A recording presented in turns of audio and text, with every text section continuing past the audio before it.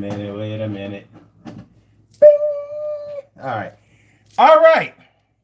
Power Monday all up in your area. How do I get that out off of there? How do I get that off of there? Power Monday all up in your area. Here it is. Here it is. The 13th.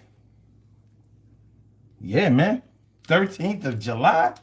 Sheesh. Summer's almost over. What are we doing? What are we doing? We thought last summer was hot. This summer has been on fire. Not just physically, and we have had some hot days so far. Our introduction to this summer has been literally on fire. But socially and politically, this summer, like I said, last summer, if you compare last year or last summer's political climate to this year, you think like, I don't know if we can take much more of this. Remember last year around this time, Elon Musk had announced that the reason that the Epstein files hadn't been released was because Donald Trump was all in it. And that kind of got us to where we are now. Donald Trump had already attacked Iran once last year. And wait a minute. When he attacked, yeah, he did. He attacked Iran last year. And he kind of got away with it. Talked about how he had totally obliterated their nuclear program. Everybody knew that was false. But you know how Donald Trump is. He doesn't really care about it. He doesn't really care if you think that something is true or false. As long as he says it, and as long as his followers go along with it, that's good enough for him. So with him dealing with the Epstein files and him seemingly being willing to do anything to throw the public off of the trail of him being in the Epstein files, at this time last summer, Charlie Kirk hadn't been bow. Let's just say his neck was still intact, and racism was on full display. You know how America goes. And yeah, it was a crazy summer last year, and that was the first year of Trump's new administration. You know what I mean? Because these fools in this country reelected him, and I don't think that they really understood. I don't see why. I mean, for a president who tried to overthrow the government over election results, like, what did you think he was going to do if y'all reelected him? Like, the ridiculousness. Oh, I thought the economy would be better because we were in dire straits under Biden. You still feel like you were in dire straits under Biden? Maybe the next president will be so bad that you'll say, once again, we had it good under Trump. Y'all some dumb motherfucking Americans, I swear to God. But, oh, thank you so much. No, I did not have my microphone on, but I'm going to fix that. I'll fix that. Gracias. I think I was doing so good with everything else.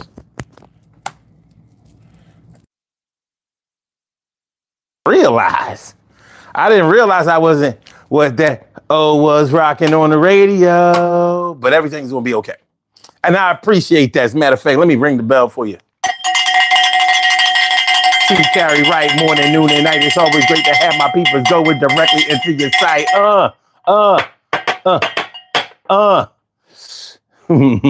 So yeah, I'm good at pattern recognition.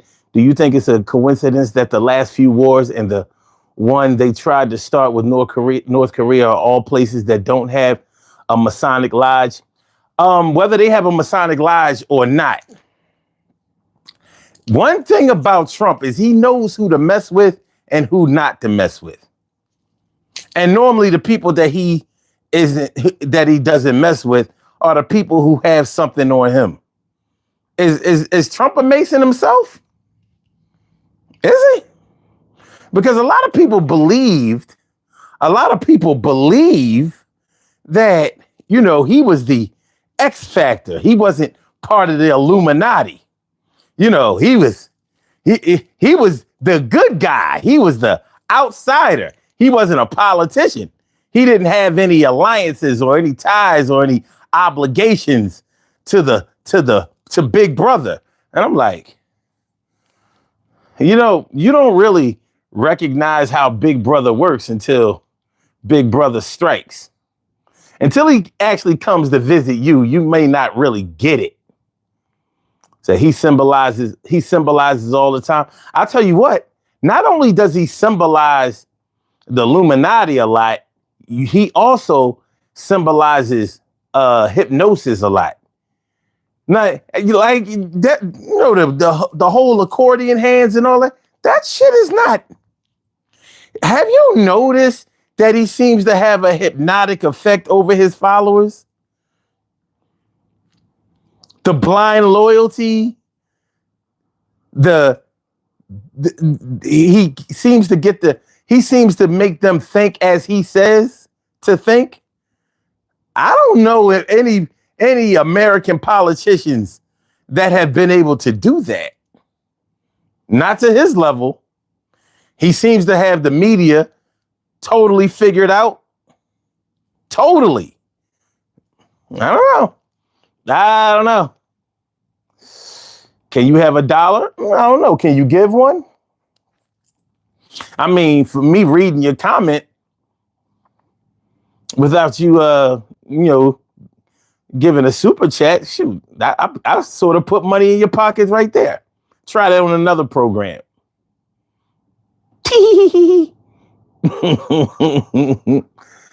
Catherine Rowland says, yes, is what I called about. That's what you called about the other day. Listen, there's a lot going on. But listen, tonight, this show is called Real Republicans Don't Die. We've had to deal with like 1.5. Surprisingly, out of the blue, I don't know if anybody expected Lindsey Graham to check out, but we lost Lindsey Graham over the weekend. I don't like to dance on anybody's grave, or in this case, piss on anybody's grave, but I won't miss him.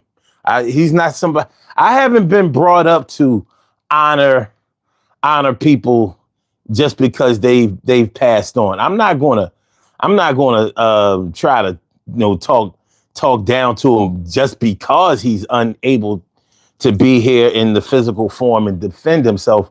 But I'm not gonna do that. He's passed. I won't miss him.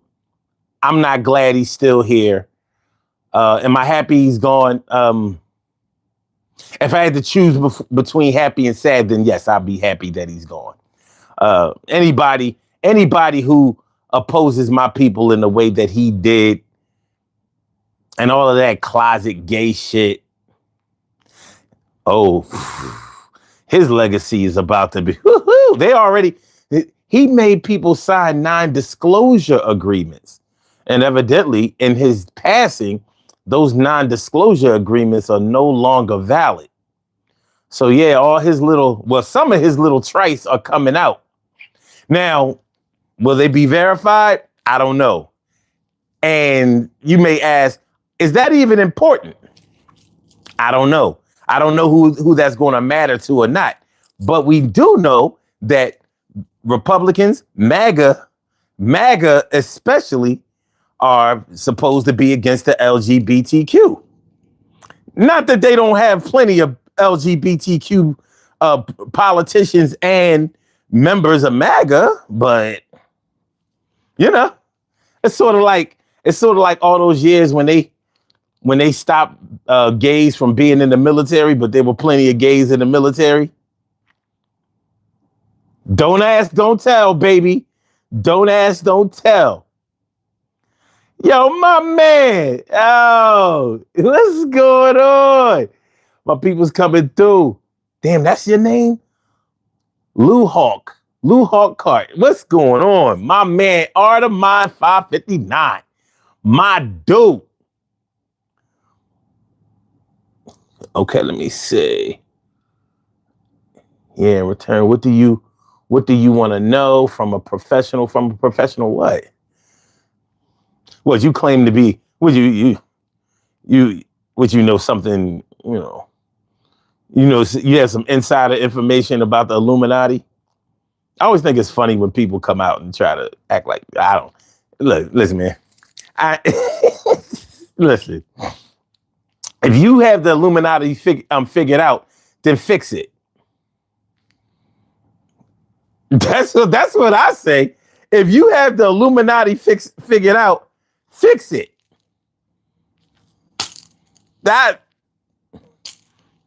If you have the Illuminati figured out, there shouldn't be no Illuminati. I mean, now, if I'm wrong, let me know. But I figure if you have the Illuminati figured out, secret society, and skull and bones too, and anything else. But if you have it figured out, fix it. Fuck it. I don't want to know about it. I want it gone. You know what I mean? If you have it figured out, then I want the dollar changed immediately. And I don't mean 4 quarters or 10 dimes or 20 nickels. I want no more eye on top of the pyramid. Oh, man. Look, somebody claiming to be APAC. Now, that's funny. A sharp memory. Come on, man. You're my dude. Come on. We not doing that. Come on, man. You know what I'm saying? It takes special people to follow this platform. We not like other ones. We hop around. We get it popping. We don't just stay here. We be I saw you over there and over there. You know what I mean? We ain't hawks or dogs about it, but hey, we gonna let you know we recognize. And I appreciate you. Catherine Rowland. Was good. What's good? All right, so tonight on the Daily Go-Gettemism show, we're saying real Republicans don't die. Like real niggas don't die, but it's real Republicans don't die. Now we know that real niggas do die. And often first. And real Republicans die too. They just do it unexpectedly. Why so many people are waiting for how many independent media sources do I have to hear about Donald Trump's health? It's failing. I'm telling you, he's on his last leg. He has swollen ankles. His hands are covered up. He won't be here long. He's in the hospital. We haven't seen him in 3 days. That motherfucker ain't gonna die till we ain't looking. I swear. You know what I mean? We gonna fuck around just like he bankrupted his casinos in Atlantic City. We gonna get bankrupted betting on his demise. So we just gotta let it happen. Because while we betting on Trump's demise, we losing Lindsey Graham. We losing Mitch McConnell. We like, all right, they say death comes in threes. Why? Some other Republican gonna pass. Or maybe a Democrat and shit. We gonna be like, oh, fuck. We gotta start all over. Can we start with Trump? Can we start with DJT? DJT. Can we start with DJT? Can we start with DJT? Can we start with DJT? Can we start with DJT? Can we start with DJT? Can we start with DJT? Yo. Can we start with DJT? We don't need him. Yo, we really don't need. Can we start with DJT? He got to go. He gotta go. And that's how I know he ain't going nowhere. He gonna be right here, down the scare. another country. Start with this one. He ain't going nowhere, son. And it's really kind of fucked up because he got us wishing for his death. Yo, with his last breath. DJT, you got to go get the fuck away from me. I said, can we start with DJT? Can we start with DJT? Can we start with DJT? Can we start Can we start with DJT? Can we start with DJT? Can we start with DJT? Yo, yo, yo. Okay. So, real Republicans don't die. You remember that old joke?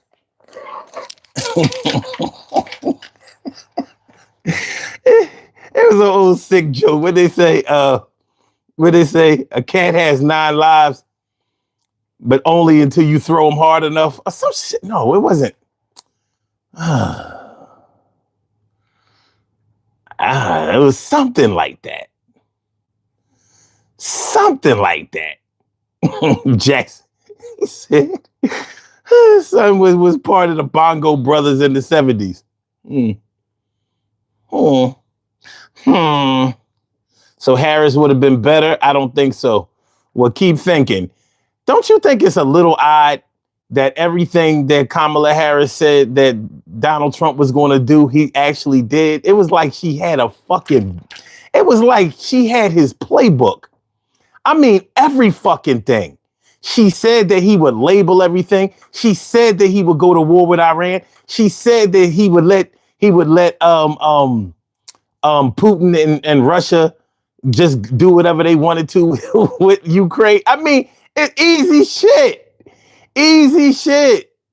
And that's just a small part of it.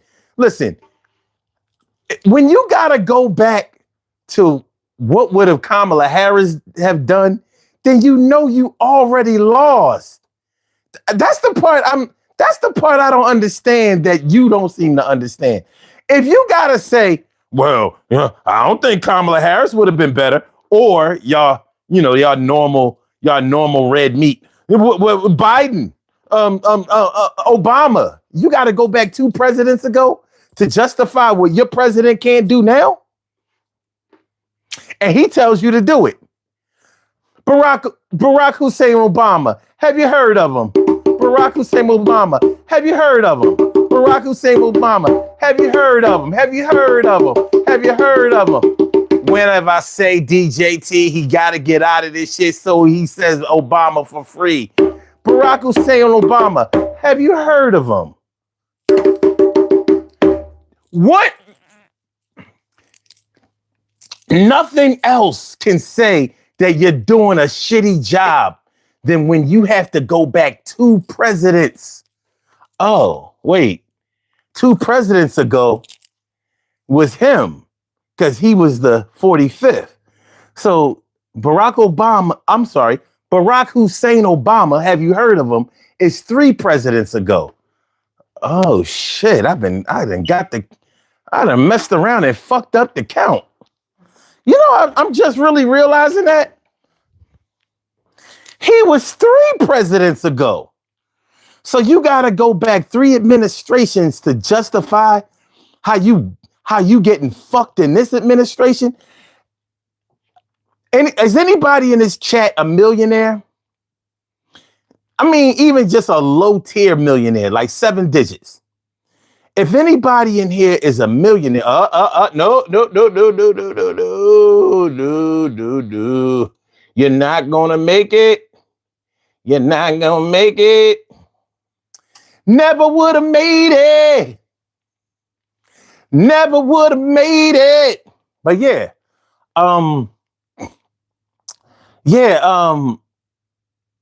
if you have to go back 3 administrations to justify this shit. See, if you're a millionaire, you're probably feeling okay just about your financial portfolio. You're not feeling good about the state of the country. you probably don't feel socially well. And if you have any type of compassion, because there are plenty of people who have a lot of money who care about more than just money.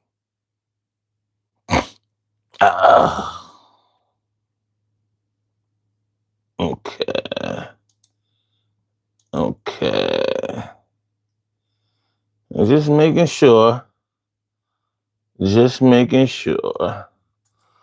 All right. Yeah.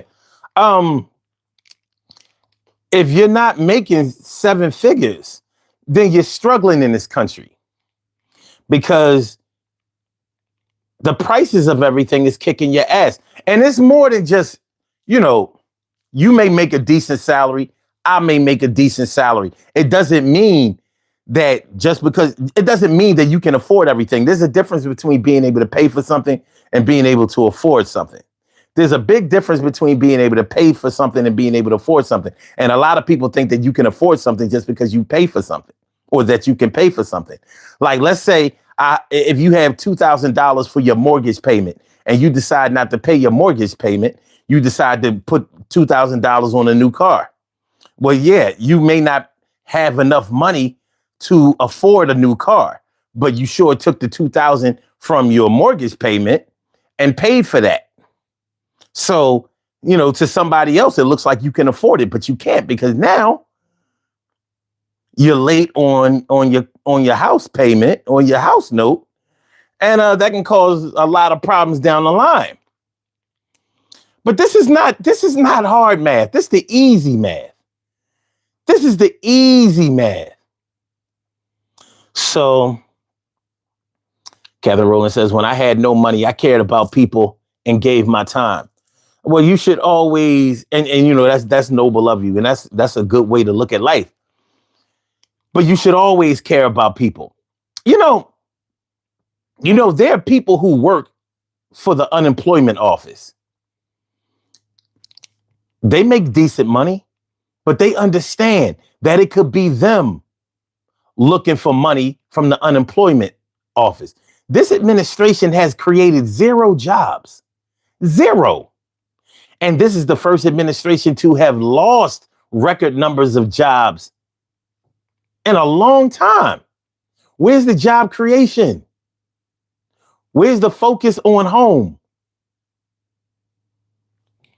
Where's the focus on home? America first. When you got Republicans going against Republicans, because there's a big difference between MAGA Republicans and real conservative Republicans. MAGA Republicans are totally not conservative Republicans. And now, if you understand anything about politics, you understand what I mean by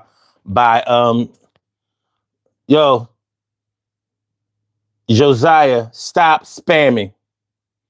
Stop spamming now. Right now. I'm not going to ask you. I'm telling you.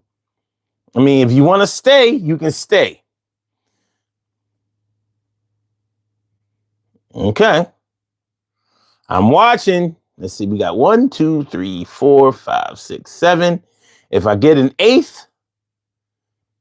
Oh, no, that is 8. All right. If I get a 9th, that's it.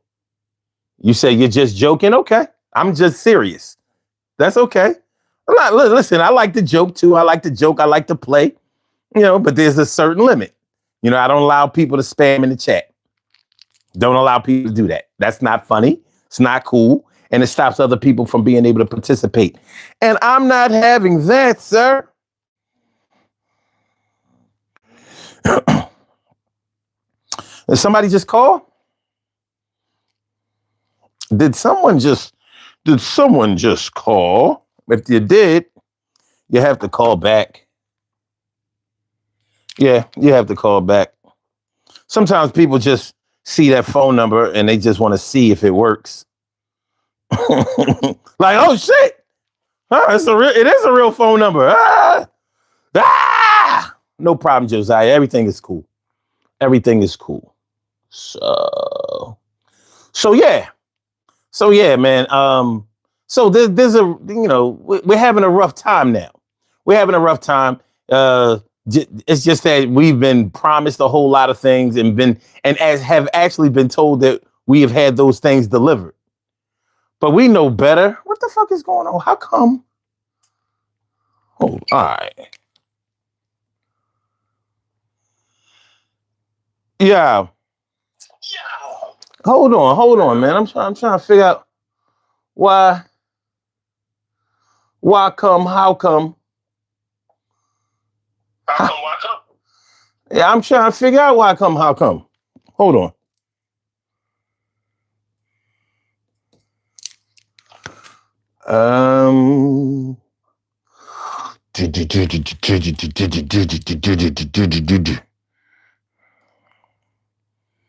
Okay, we're gonna do it like this.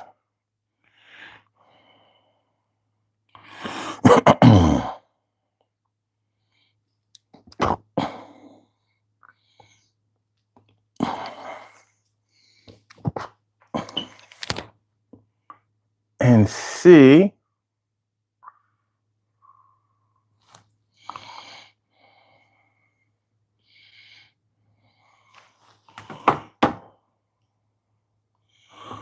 Okay. There we go. There we go. Now we're in business. Go we there. Yeah, it was acting a little janky. It was getting a little funny on me. How they're gonna start calling you troubleshooting 752. Listen, we just gotta keep the train on the track. Let's not let ourselves be derailed for any minor reason. All day, bro. All day, bro. Word. So what's good? What's good? What's up with you? Well, you know, I made it through the weekend. You know the situation with the weekend. Had a little breakdown on Friday, and it just carried me through the weekend. You know what I mean? Okay. Snuggled up in the corner. You know what I mean? Yo, man, just start listen to got emotional off of I'm on my own. I totally understand. I got you. So many promises, no one should have told you. Yeah, man. You know how the weekend went, man. What's up, TK? Right? Hope everything is going well with you, baby girl. I was thinking about you. Yeah, but you know how it is, man. But one thing about it, I looked at the show during the weekend, so it was just kind of, and you know the messed up part about it, son, I didn't get not one phone call Saturday. Not one. Well, not even. Yeah, I even called my brother, right? And I'm not trying to get off the subject because I want to be part of this. Called my brother when I had this breakdown on Friday, the pastor. Told him how I felt. You know what I mean? I'm bawling. I have yet to hear him call my phone like, damn, yo, bro, you all right? And that's what, like I said, I got to tie with him. If I tied with him, he comes. You know what I mean? I got to be tied. I understand. Hey, the game go to where it go. The game goes. The game go to where it go. I had a conversation with somebody recently about that thing, and I was telling them, I'm like, listen, man, I can't. I mean, me personally, I can't do organized religion no more.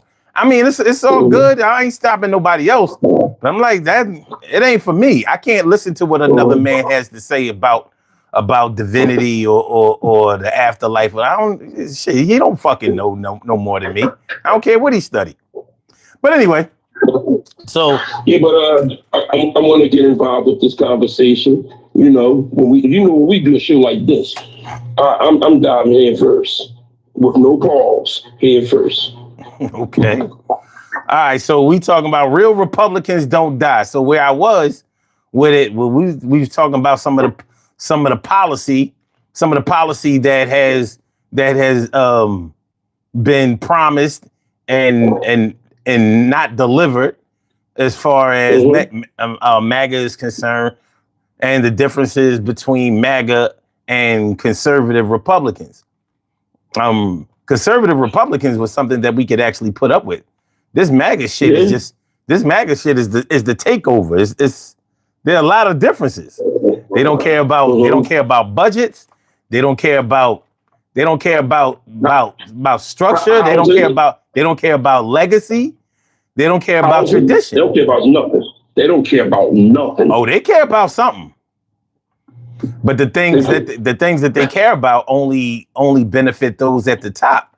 Now you could argue that that's the way it is with any party, but it hasn't been as pronounced as it is with any other party besides MAGA. Like, and they still, and you have plenty of people that still defend that shit, and that's fine. You know, that's fine for them. What up, Zach? What's good, man? What's good? So, you know, the whole thing about how I feel about it is this, and I mean, a lot of people, like, even the promise of housing, he's supposed to sound off of the housing bill a couple of weeks ago, but he didn't do it because they didn't ratify the vote. They didn't put a vote in for the SAVE program, which deals with voters' rights. Voter suppression. It's voter suppression. But listen, he's trying everything. He's trying everything for those for not to be impeached, not for the Epstein files to come out. He's trying everything to make sure everything goes his way. Well, I mean, I'm nervous because I think he might nuke us. This motherfucker said, did you hear what he said when he talked to Lindsey Graham last? Did you hear what this motherfucker said? You gotta tell me what he said, bro. This motherfucker said, like, first of all, the interviewer is interviewing Trump like he has sympathy. Like, they talking like, well, you know, we know he was a good friend to you. You know, how are you feeling about Lindsey Graham? He was like, yeah, man, Lindsey was a good person or whatever. And you know, the last conversation I had with Lindsey Graham, he was talking about the SAVE Act. He really believed in the SAVE Act. I said, get the fuck out of here. Yo, you gotta see it. You gotta see it. Like, god damn. Like, this. He should have done something. He should have said, he also brought up the fact that somebody put a cut in a reflecting pool, too. I mean, I was waiting for it. I was like, one thing about this bastard is that he never misses a chance to enrich himself. So he said, man. like if y'all gonna honor Lindsey, just remember he wanted the SAVE Act. So you can honor Lindsey Graham by voting for the SAVE Act. Yo, man, I said, God damn. Now, if you remember, the last time there was a so-called there was a shooting in his area, when he went to the writers, they were supposed to be honoring the writers or whatever, and the dude had a gun in there. The correspondence dinner. Yeah, and Trump wasn't even in the room or no shit like that. And right after that, he was like, well, yeah, if we had our ballroom, and he thought everybody was on the ballroom. Like, yo, man, I mean. He's predictable. He's predictable as hell, bro.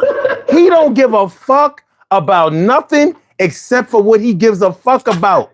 It's crazy. It is fucking crazy. And I'm like, you can set your watch by it. Like, watch. Like, first of all, Lindsey Graham didn't like Trump. He rode his dick. He didn't. Yeah, he did. You got to remember, in 2016, he was running for president, and the shit that he said about Trump. You know, and little Marco. He said a lot of he put out his true feelings about Trump then, and then after January 6th, you know what I'm saying? But he kept jumping right back on his dick, like, well, fuck it. Look, Listen, he definitely was part of the if I can't beat him, join him crew. Absolutely. Definitely was part of it. Another thing that he didn't sign off on, and that we're still living off of what Biden did, is infrastructure. Dog. The infrastructure is still off the states and off of part of what Biden gave. Whenever you ask Trump a question that he can't justify, he goes back to Obama. He used to use Biden. He said, "Fuck that. I gotta." And do you realize Obama was three administrations ago? I didn't realize that shit till tonight.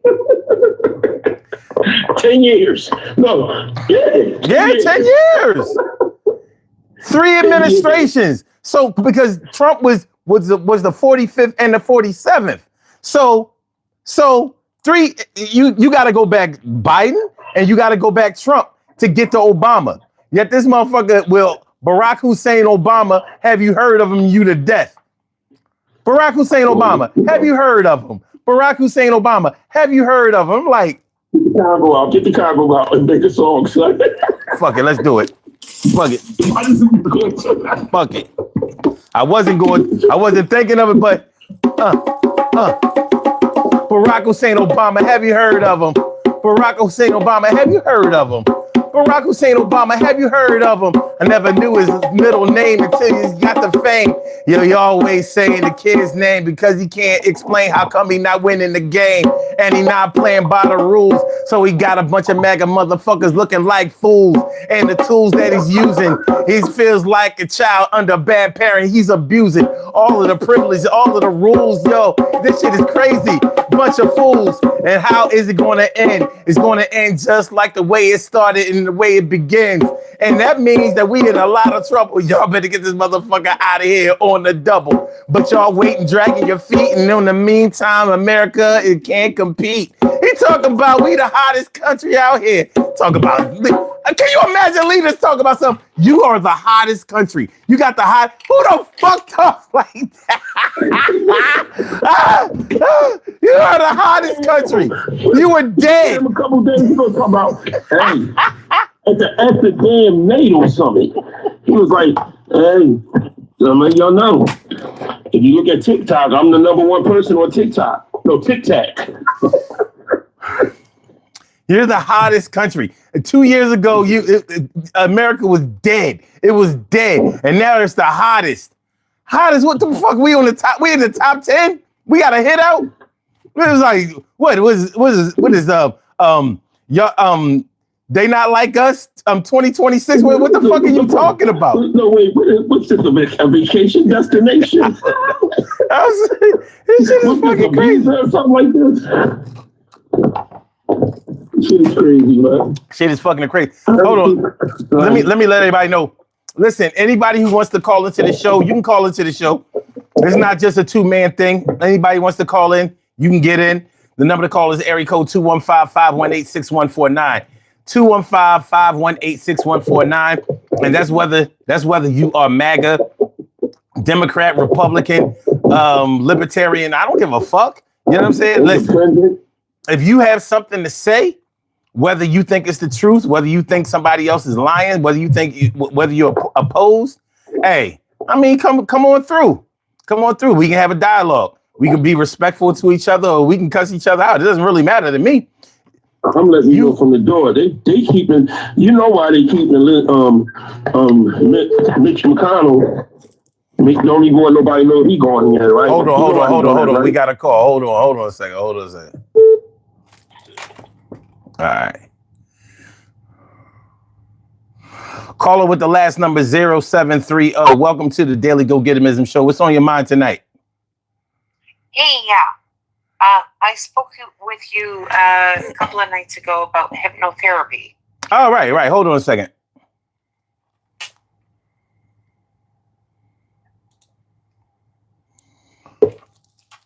Go ahead. Speak your truth. Okay. So, hold on. I think I have to turn the other thing off. All you have to do is speak into your phone.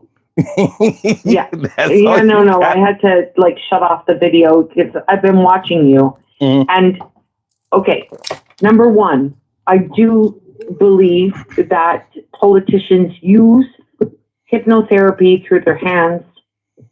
I think that that's been going on for generations. I don't think that's just now. I think that's been going on from George Bush and Reagan and other people. You know, I don't think that's just now. I don't think it has worked as well until now. Well, you're probably right. Because I don't think George W. Bush had anybody under his spell. He was. Well, he said like the things under the sky, and he put his hands up in the air, and he kept doing that. Well, what I'm saying is, I don't think he. Yeah, I do, but I don't think he was as effective. He must have needed to work on his technique, because he didn't seem to have anybody convinced that he was a really good guy. Like we hung in there with him because of the whole 9/11 thing. Prayer hands. Clinton used prayer hands, and I mean Obama. I mean he was just himself. I mean he's just a really funny guy. Well, I think he's funny dude. He used things to his advantages as well. I mean Obama. He said he was going to quit smoking, right? Mm-hmm. Cigarettes, and then at the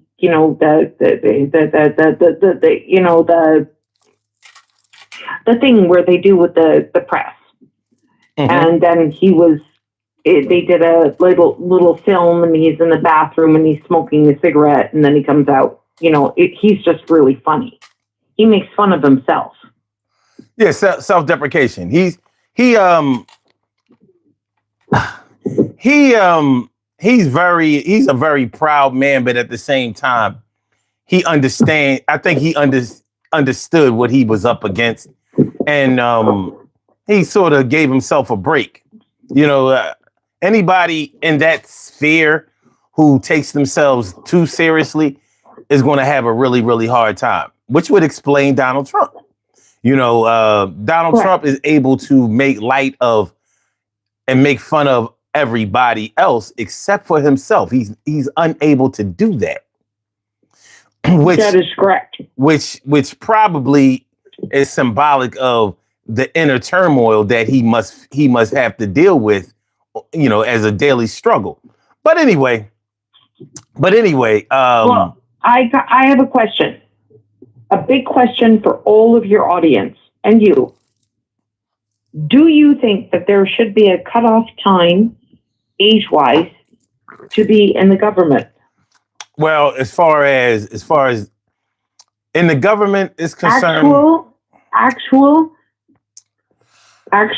genetic age, meaning like if you are going to make a policy and you are going to be dead when this policy actually comes through, because it takes about 5 years for any policy to actually come through, correct or not correct?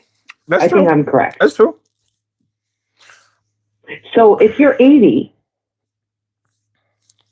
right, and you make a policy come through, and you cause a war, and you start a war, or you don't stop a war, and you're going to be dead, and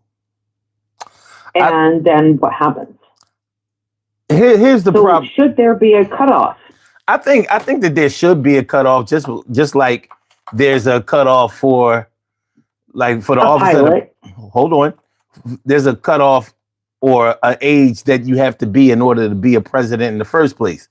So if there's an age that you have to reach before you can be president of the United States, then I don't see why there shouldn't be a cutoff age that you can run for president or other term limits that may be opposed. Now, the thing is, because there have been policies that say Supreme justices can be that for life, which has proved to be problematic when it comes to the crossover of administrations. I think that they should fix that.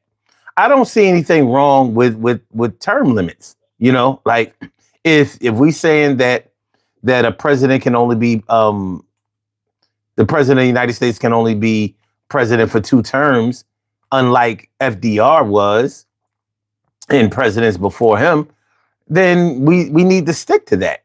We can't start changing things when it's inconvenient for one party versus another party or whatever. If you're gonna be forward thinking with these types of policies, then you need to have people who are really qualified to make those decisions. Ambition. One more thing about that, son, is you also got to remember, it's not like that they're being put. It's not somebody placing them as senator. People are voting for them. Yeah, that's true. That's true. People are voting for them. And remember, a senator's term is 6 years. So they already are ahead of the game. If they get elected twice, you're talking about 12 years. So, like, how long was Biden? Biden was in the Senate for what, like 40, 45 years? Some crazy shit like that. So, hey, it happens. It happens. So, but I'm what I'm suggesting is if like what you're saying is that the president of the United States has to be 36 years old and born in the United States, correct? That is what is written. I have a feeling that's going to change too. Well, okay. I mean, I really would like it to. I thought we wouldn't have a president that got convicted of felonies as a president. Well, no, I agree with that too. Oh boy! But I'm just saying, hold on, that a president could not be older than, let's say, the retirement age or the pilot age. If you're making pilots retire at 65, why wouldn't you make somebody running for president of the United States be 65 or less? I don't see a problem with that. I don't see. And I'm saying that whatever is going into policy now, and he is the president of the United States at 80 years old,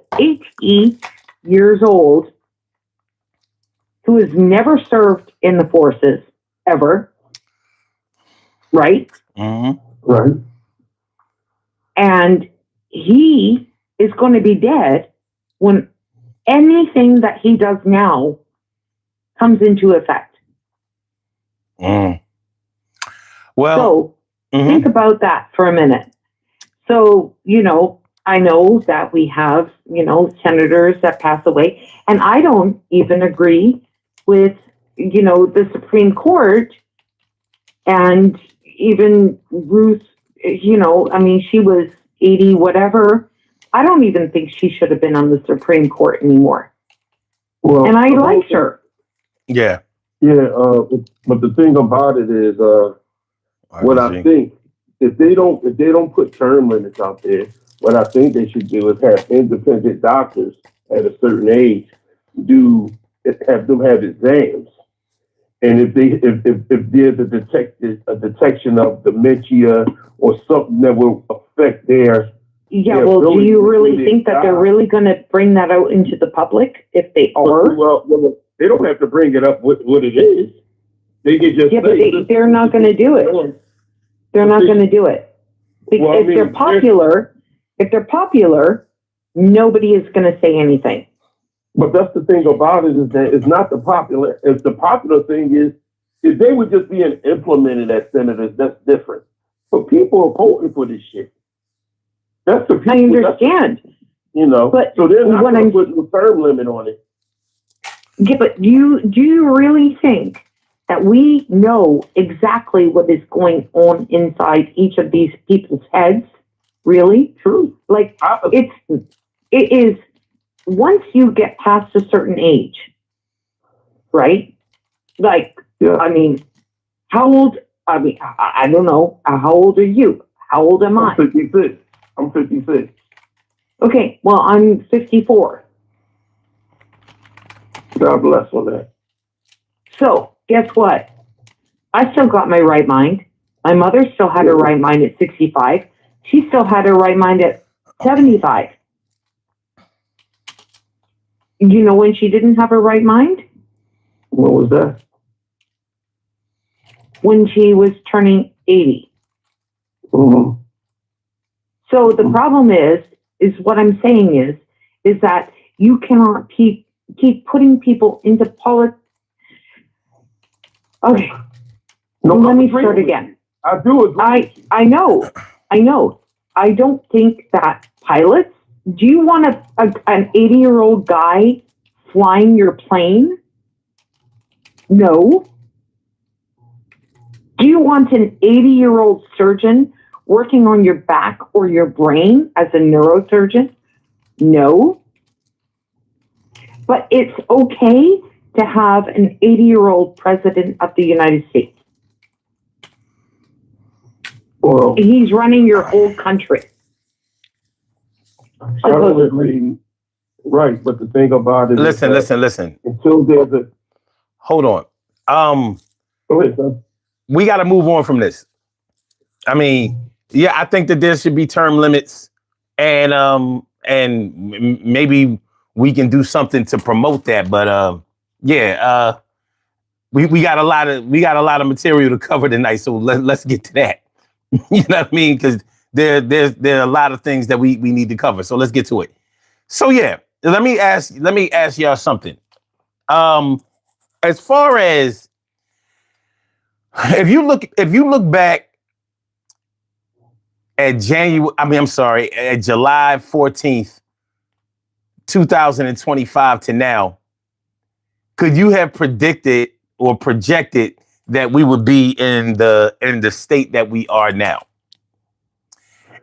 And depending on your answer, whether it's yes or no, what do you think another year is going to look like?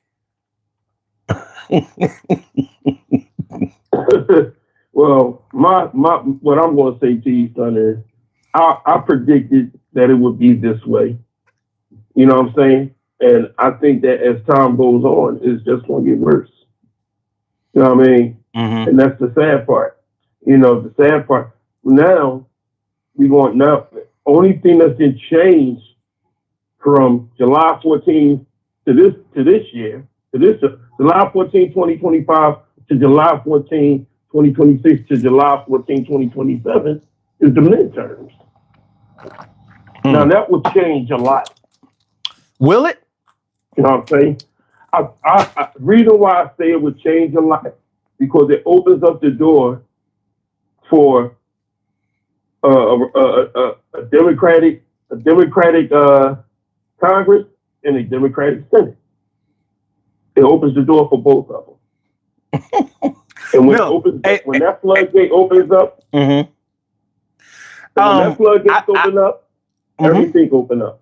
Well, things have to change regardless. The thing is, will it change for the better, or will it go from bad to worse? And I don't agree with you. I mean, I'm sorry. I don't disagree with you. I'm sorry. I don't disagree with you. The midterms, I do think that there's going to be a blue wave or whatever, but I don't trust Democrats to actually do shit. And the reason, and I think me and you both agree that they ain't going to do shit, because if they was going to do shit, they should have started it now. There's no reason why they can't do shit now. Yo, right. Hold on. Yo, see, you missed Trump's statements about Lindsey Graham with the whole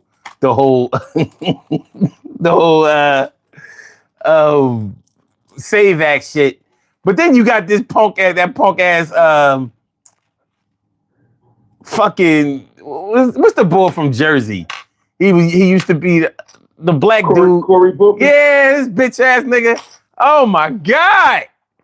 This motherfucker. Oh yeah. No, Lindsey was okay. Just shut the fuck up. You fucking pussy. I don't want to hear that shit. And it's motherfuckers like him that are gonna fuck up the whole midterms. He gonna fuck it up. You know what I mean? You know what I'm saying? And what I was trying to tell you before, you know, and you absolutely correct. And you also realize the reason why they don't want Mitch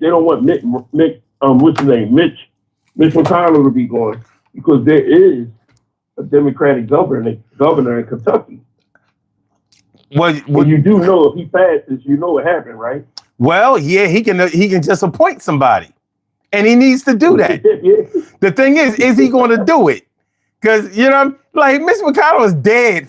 He can do it now because if he can't fulfill, You see the AI picture? yeah, oh my God,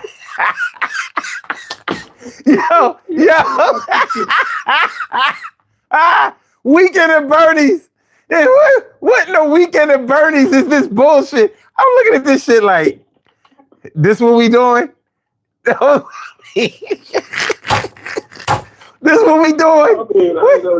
I'm like, what the fuck is this? A scarecrow? Is this a scarecrow? I thought he was going to start singing, "We Can Win." I'm telling you, man. Like, come on, man. Yo, he got to stop this shit. So I'm like, okay. Yeah, but the governor, because he can't fulfill his duties now, and he, according to that letter, he said that he can't fulfill his duties, and he wasn't going for re-election anyway. So they could go ahead and make that move right now. Why not do that? I mean, Can I ask a question? Sure. So if Mitch McConnell drops out, right, for physical ailment or whatever, and he cannot no longer serve, right? Who steps in? Is it an automatic or is it a what happens is the governor of the state puts in a person, can put if it's a Democratic governor, he can place a Democratic senator. Yeah, he can appoint. He can appoint someone as senator. As a senator, and if it's a Democratic governor, it's darn sure going to be a Democrat. But Mitch McConnell is a Republican.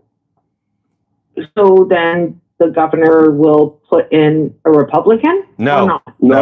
The governor of Kentucky is a Democrat, so he would appoint. And he has the full right to appoint anyone he wants to, but of course he would appoint a Democrat. But he doesn't have to wait until Mitch dies. He's already incapacitated. He's disclosed that.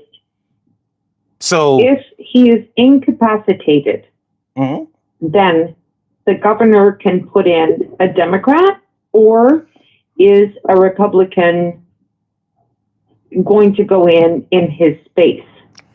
No. Under the governor the governor can appoint a Democratic replacement. Period. Now, whether he interesting. He can appoint anybody he wants to, but 9 times out of 10, exactly. He's going to appoint. He'd be a fool. He'd be a fool to miss that shot. But yeah. I'm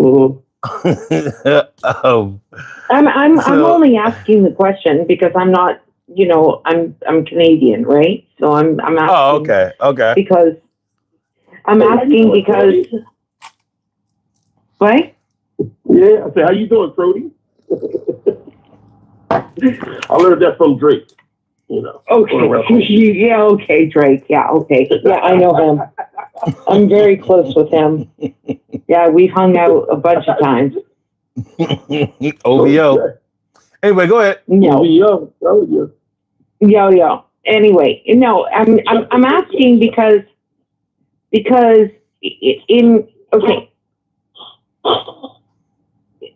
it would make more sense to me that if he is incapacitated, that he is going to elect somebody to take his place versus the governor of the state.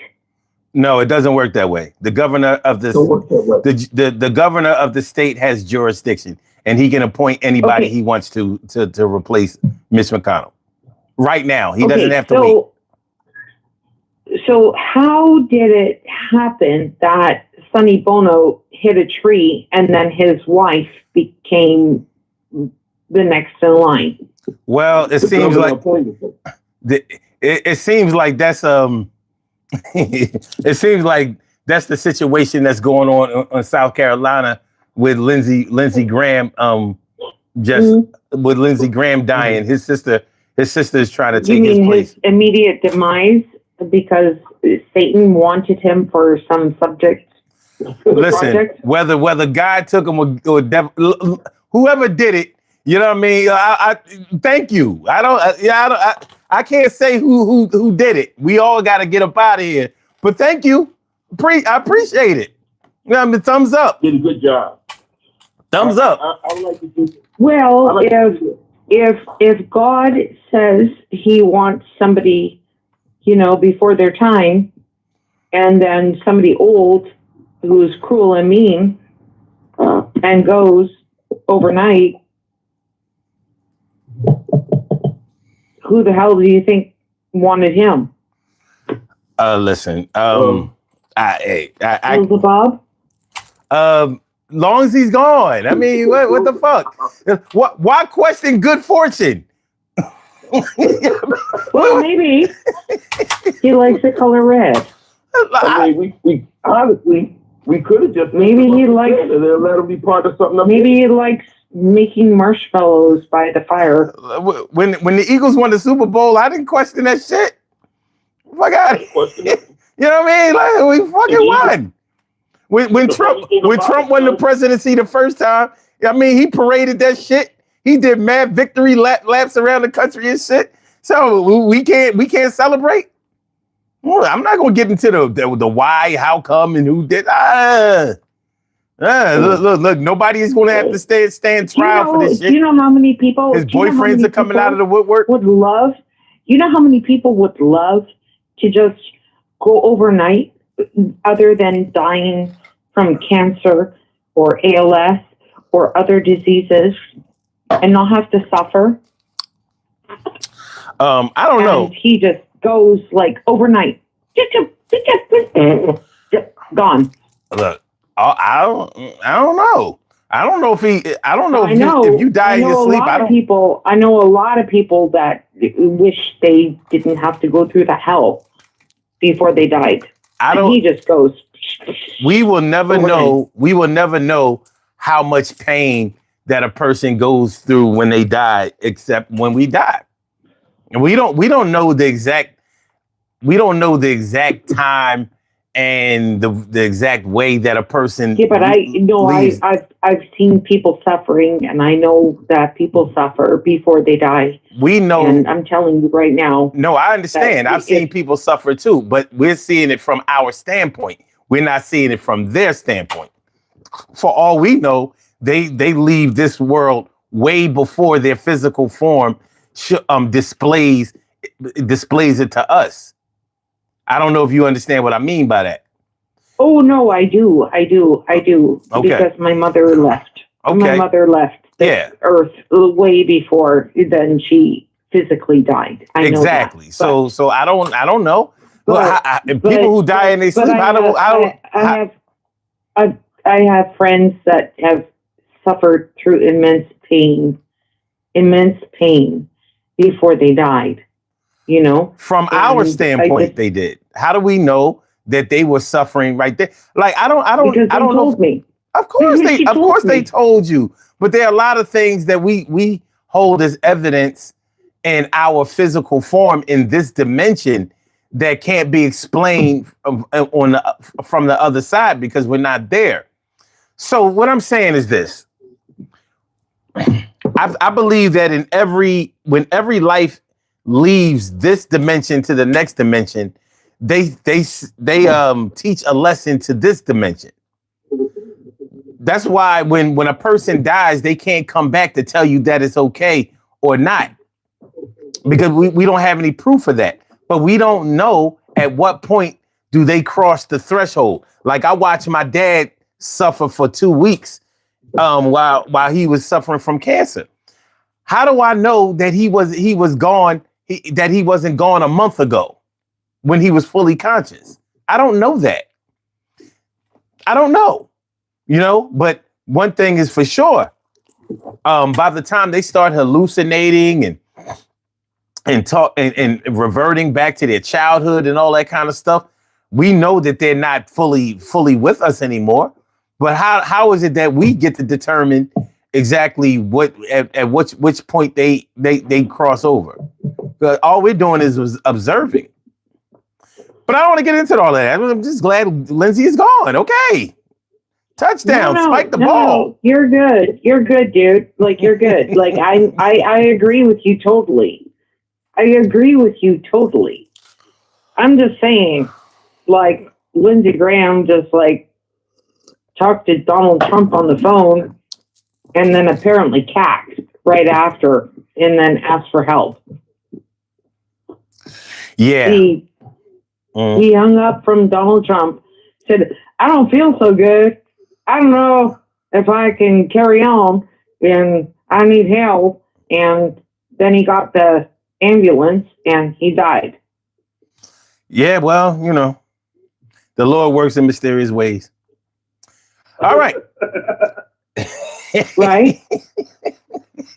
I mean, when your number is up, it's up. You know what I mean? Nothing we can do about it. But never know. But I mean, the phrase goes that tomorrow is not promised, right? You know that. Well, tomorrow is promised. It keeps showing up. Whether you'll be in tomorrow or not. Tomorrow keeps showing up. Promised. We in tomorrow now.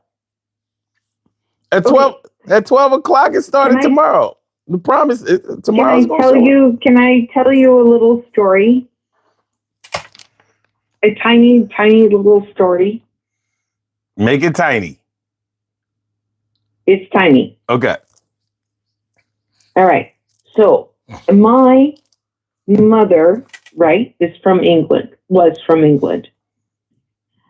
And her father's mother, so that would be her grandmother, right? Mm-hmm. She was standing on a corner and her coat caught onto the back of a double-decker bus.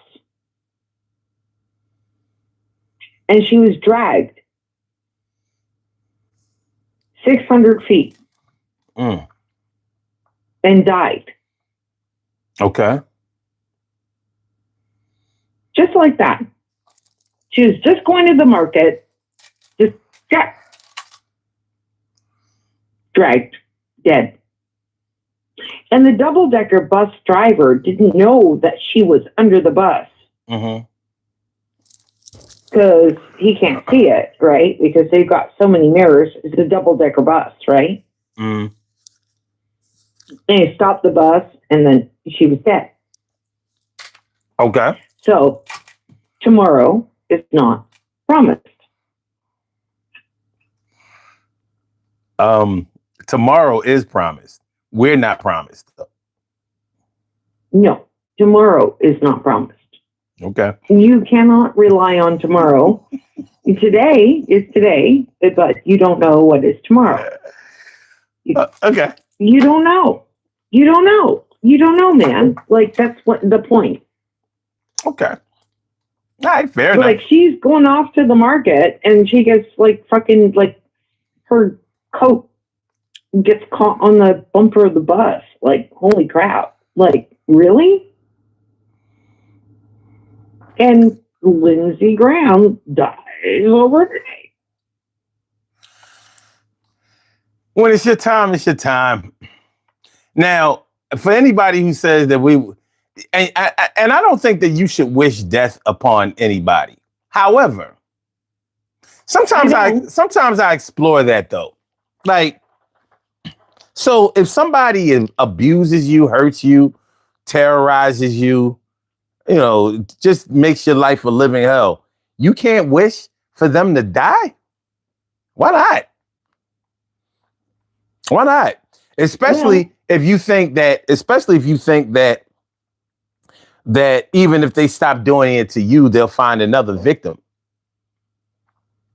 You know, like, I mean, so if we can't wish death on somebody, can we wish incarceration on somebody? I wish somebody would lock them up. I wish somebody would arrest them. Is that wrong? Well, guess what happened? I had a boyfriend, right, in Canada, and he was not nice. And I don't know why I did this. I don't even know what possessed me to look his name up, but I did. And I found out that he got arrested not long ago for possession of this and this and this. And he is in a lot of trouble, a lot of trouble. And he was never in trouble when I was with him in Canada. Like he was like an upstart kind of guy, you know, like, oh, just a show man of the town, you know. But, you know, some people are stupid and smart at the same time, right? But he was really mean to me in the end. And I was like, and when I was rid of him, I was like, Jesus, I just hope I never see you ever again. And then I looked this up, and then he's like, now he's in jail. And I'm like, wow, okay, I guess I was right. So I didn't wish it on him, but I didn't wish him any harm. But I knew he was not good. And then he shows up that he's not good. I don't see anything wrong with wishing somebody harm. If they do harm, well, I think they should get what's coming to them, even if you have to deliver it to them. Like if I was being bullied by somebody, whatever, I would not only wish harm on them, I would try to administer harm on them. So what's the difference? I mean, the harm that I administer on them might not only save me, but it might save somebody else, because other people witnessing will see that bully is not so tough when you stand up against them, and that might that might help somebody out. Like I hate the saying, I wouldn't wish that on my worst enemy. I hate that saying.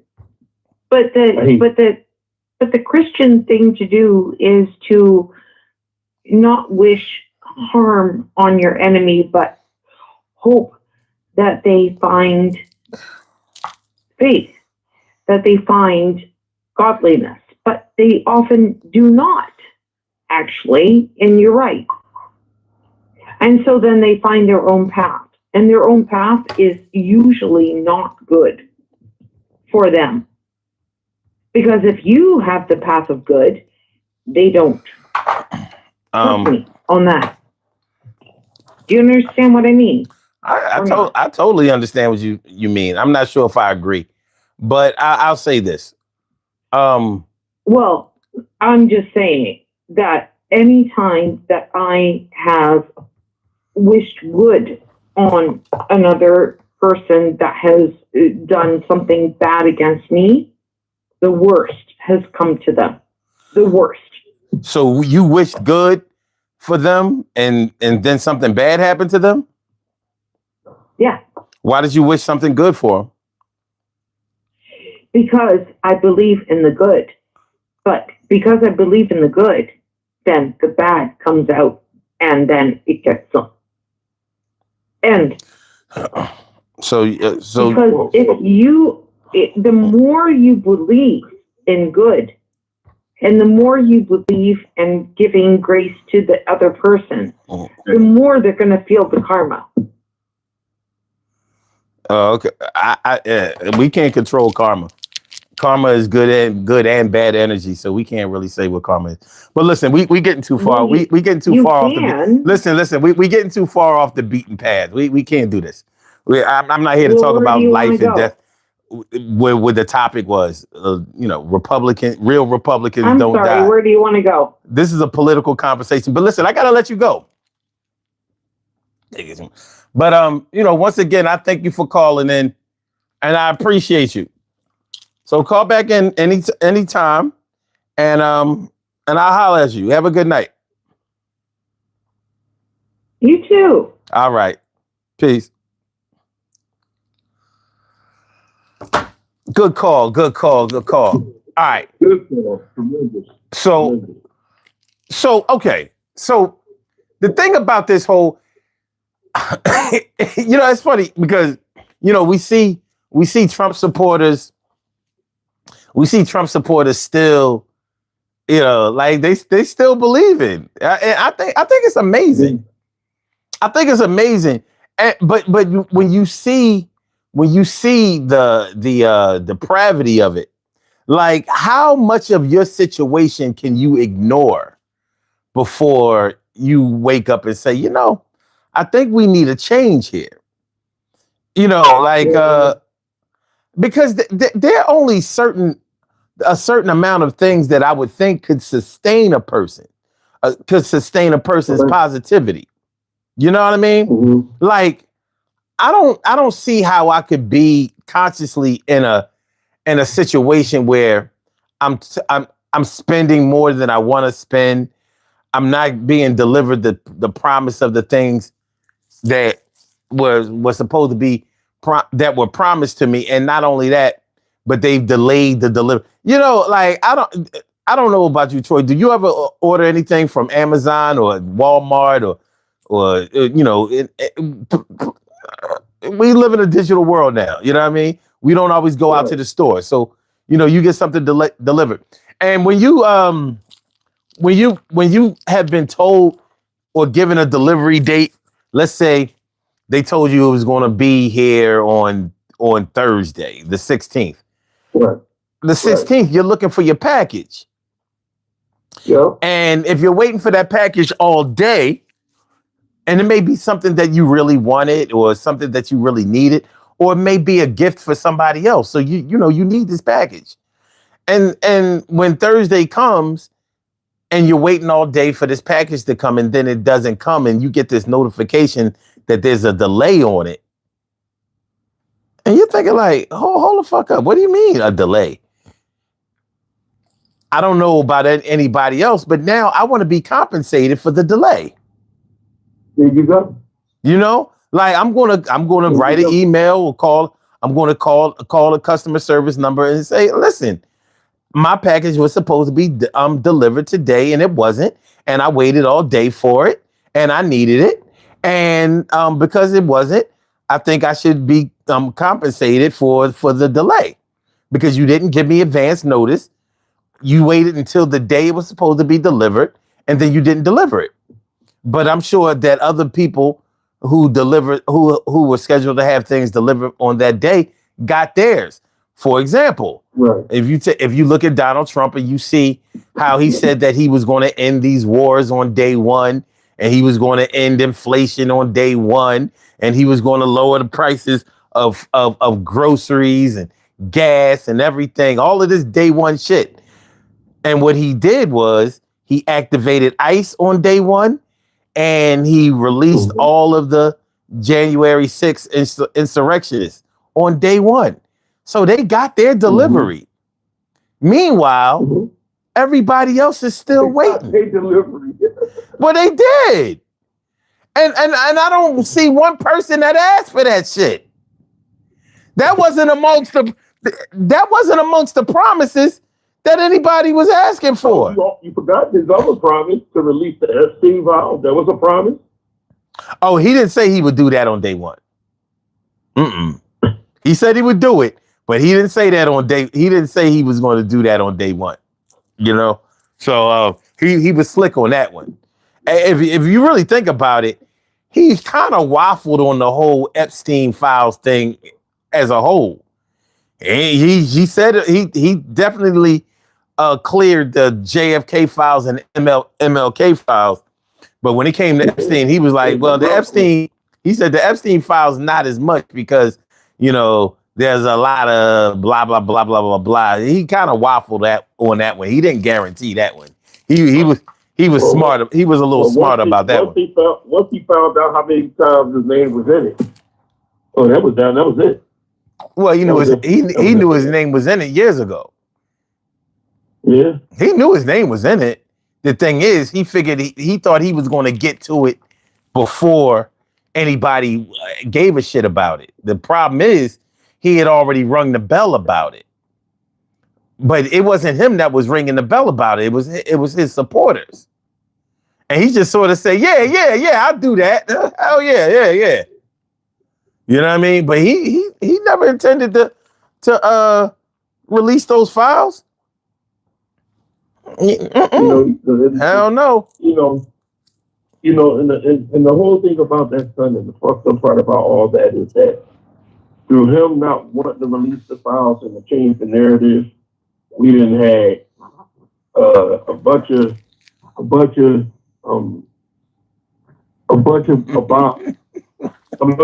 shot down in Venezuela. A lot of them was innocent people, fishermen, murdered. Then we had a war, Iran war started. We had another catastrophe at the correspondence dinner that says that there was somebody coming after him, and that man didn't even come in the room.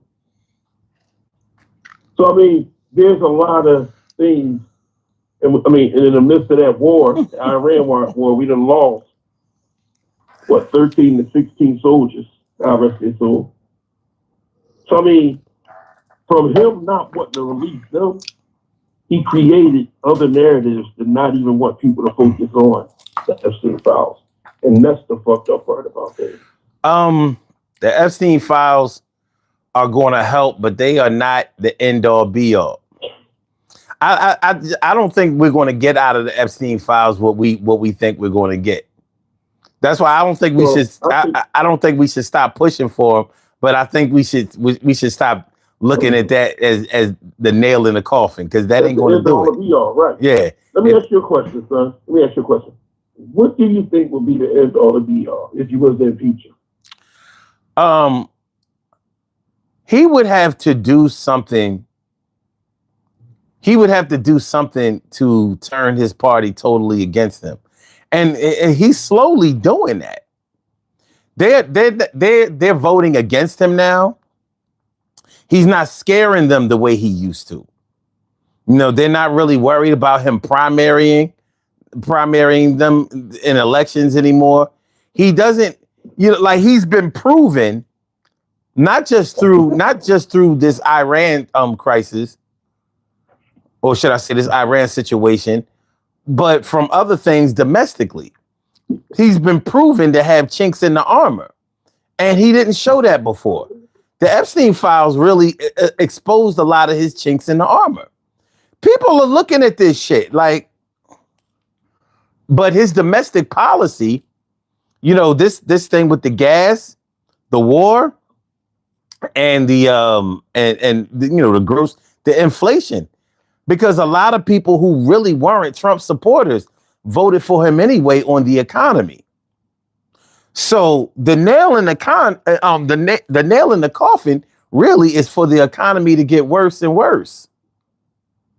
And I think that's gonna do it, because you can't, somebody in the chat is writing about women. If you can really give a fuck about men and women's sports right now, something is wrong. Something is either really wrong with you or really right with you. Because I don't give a fuck about no trans or no men and women's sports right now. I don't give a fuck. I don't watch women's sports in the first place. I don't give a fuck. I don't even want women in women's sports. Fuck that. But that's certainly not going to throw me off the trail. You talk about the auto pen and all that shit. This is what I want Trump supporters to do. Name me something that he's accomplished without mentioning any other administration. That's what I want you to do. Critique him without comparing him to anybody else. Because that's where you're really going to turn the light on with him. But impeach it. You gotta understand. He was impeached 3 times in his first administration. They impeached him twice, and then the last time on his way out, and they still didn't prevent him from being able to run again. What's the point? Well, I think also, if you add to receiving gifts from other countries, that plane, and other monetary gifts, money, and stuff like that. That is an impeachment offense. Well, then they should do it now. But they're not going to get the vote. Right. So we gotta wait. We gotta wait for the blue wave, right? Yeah. See, I don't. But you know, like we were saying before, I don't trust them to push it through. I don't trust them to drop the fucking hammer.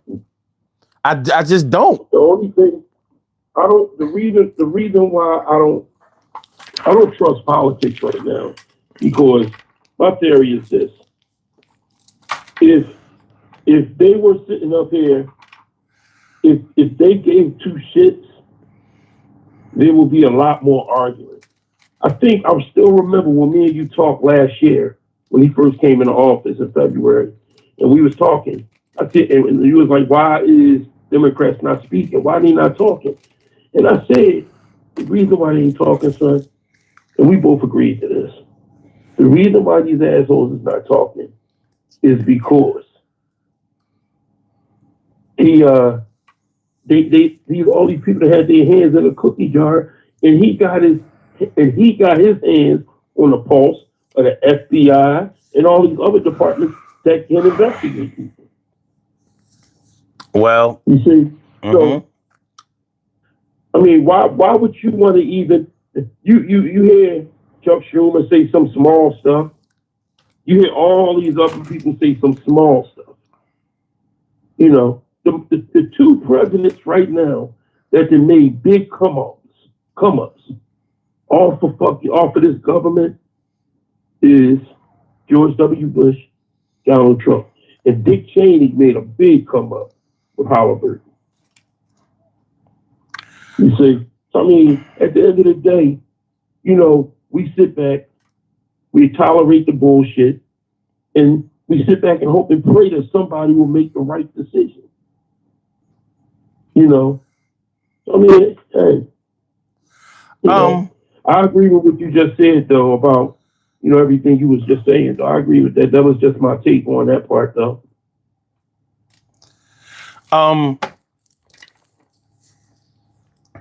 Here's the thing. You know, these politicians are just like, it's just like having coworkers. You know what I mean? There was a time when Lindsey Graham and Joe Biden were good friends. Yes.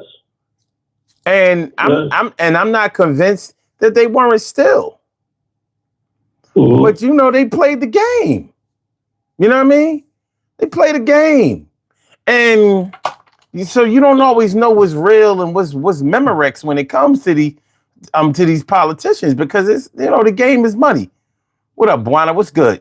But yeah, you know, you don't always know exactly what's going on behind the scenes, but they do show signs of their true intentions. You know, when we look at the policy decisions that are made or whatever. I want to know if, by the grace of God, Trump passed soon. You know, like tonight or some shit like that. Like, man, in fact, let me check Google and make sure we, you know, because you know, you never know when your blessings may come. Let me see. No? All right. Okay. So, nope, nothing. Okay.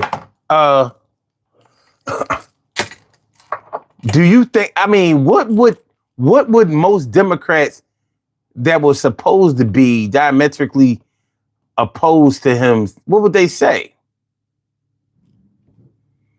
I'm sure. If he was the fan? Mm-hmm. Well, and that's the thing about it.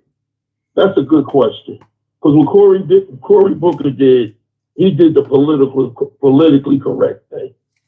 And I think that you can't, when you're dealing with ignorant people and disrespectful people and people that don't care about the well-being of this country, You cannot be politically correct. You can't. You have to fight fire with fire. And they don't know this. And they still, y'all want to be altar boys and they want to be ignorant and disrespectful. It's crazy. So I don't think there's nothing nice you can say about him. I mean, he hasn't done nothing. They haven't came up with a budget. They haven't came up with shit. And it's the same thing he's done in the first 4 years when he was president before. When he had to, towards the end of his presidency, he had to deal with COVID. And I'm still trying to find out how many people died from putting bleach in their veins or drinking the bleach, however you wanted to do it. Yeah, it's I think a lot of people would take the politically correct route, and some of them would honestly be sad that he was gone. Yeah, because when it really comes down to it, a lot of money is gonna get fucked up when he's gone.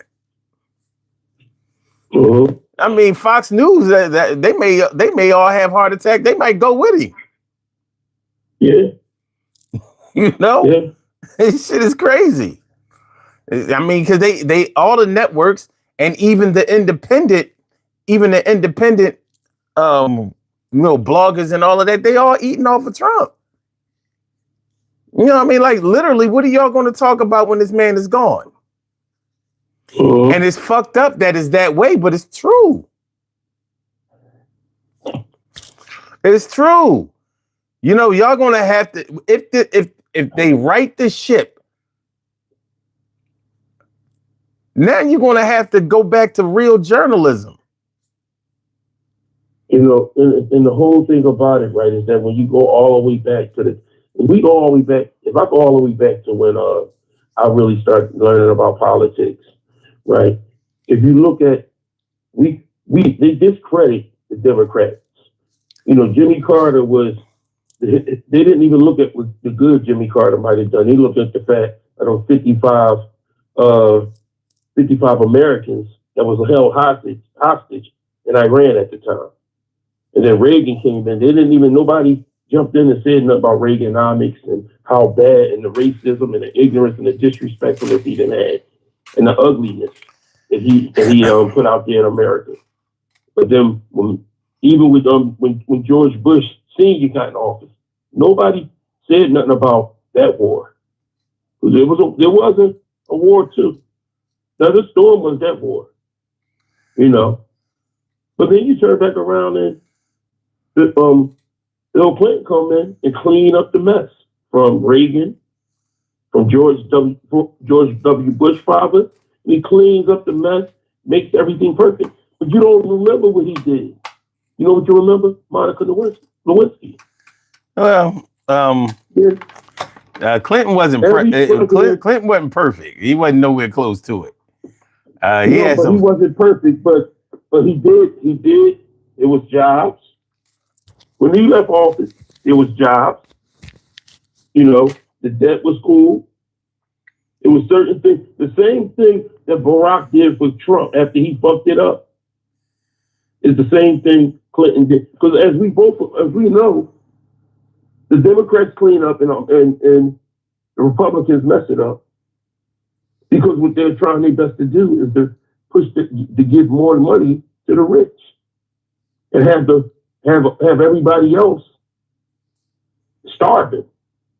But the thing about it is that even when you get to Barack, even if you can find things that he did great, you still gonna look at him as just the first black president and his wife as being a black woman.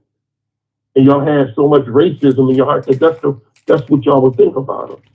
Y'all don't think about how when all these, like if I really think about Barack, all the stuff he did for America, the most important thing is he consoled America when all those tragedies came. Pulse nightclub, when all them kids got killed up there in Connecticut, in Sandy Hook, the Las Vegas shooting when the man was shooting out there and killed about 55, 60 people.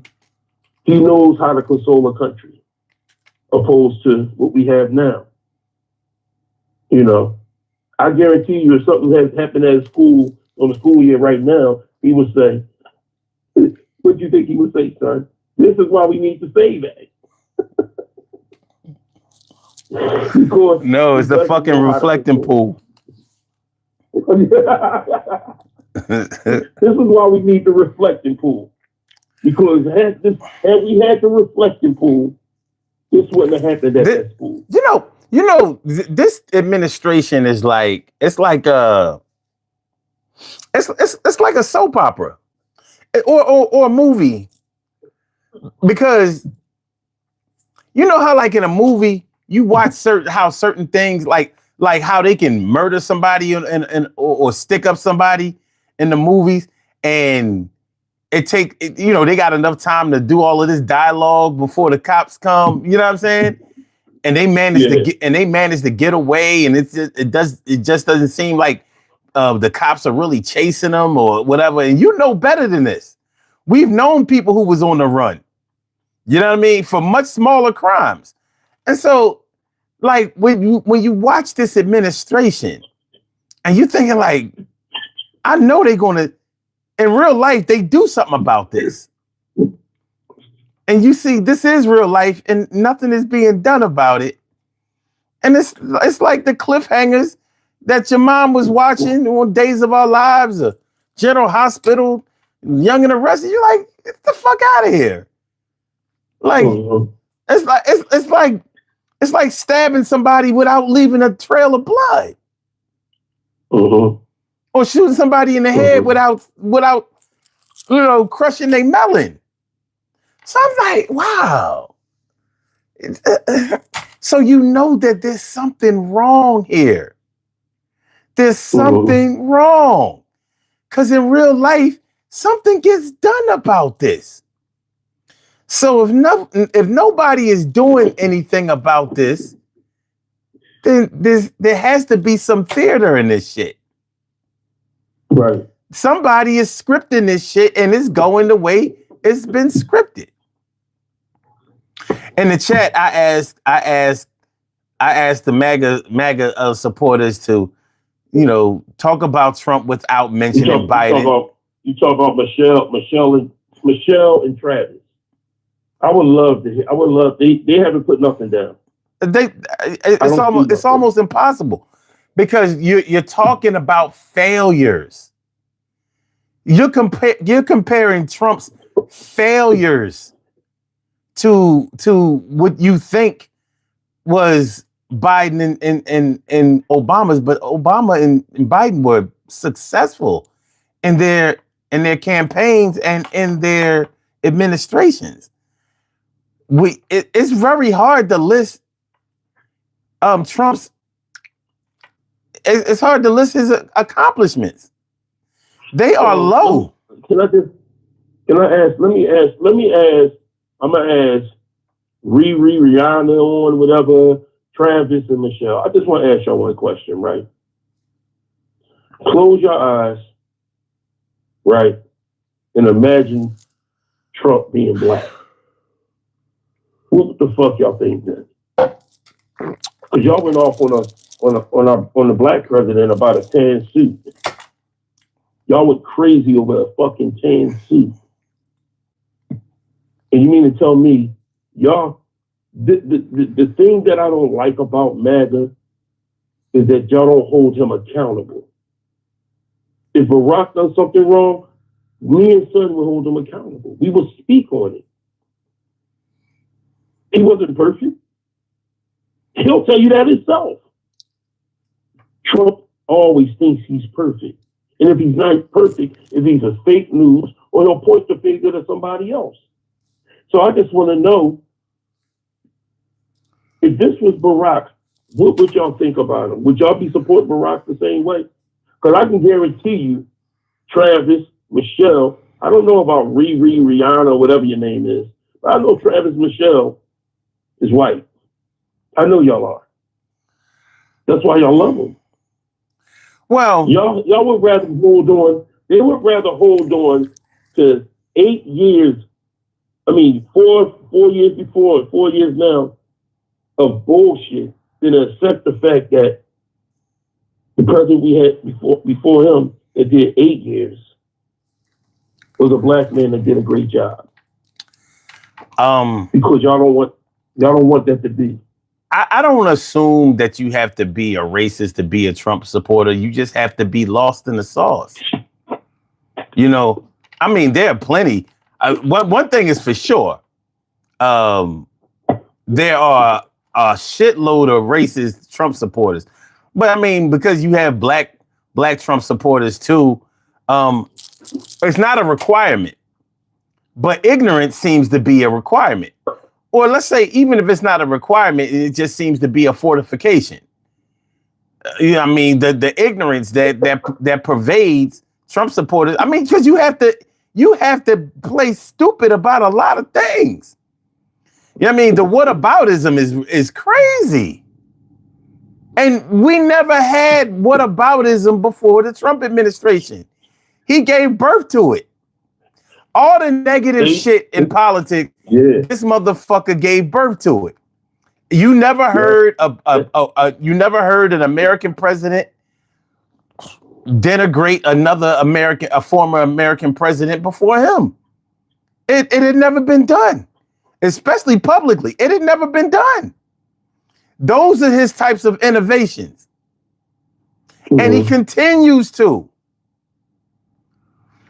And the shit is mad wild. It really is. It really is wild. Yo, the boy Riri, like nah, he good. He ain't with Travis and Michelle. See, this is what I'm going to do when I say I'm wrong. I apologize and take accountability when I'm wrong. Sorry about that. You see how easy that was? Thanks, T. Carey, for putting me in my place. I appreciate you, sis. Okay. So sorry about that. So with that being said, like, you know, the open disrespect, the lack of maturity, the embracing, just calling out other countries and all, like the recklessness. But then they want to cry when he gets criticized, and I'm like, what are you fucking serious? Like the whole living in glass houses but not throwing those stones is a problem. It's a problem. This man cannot deal with criticism on any level.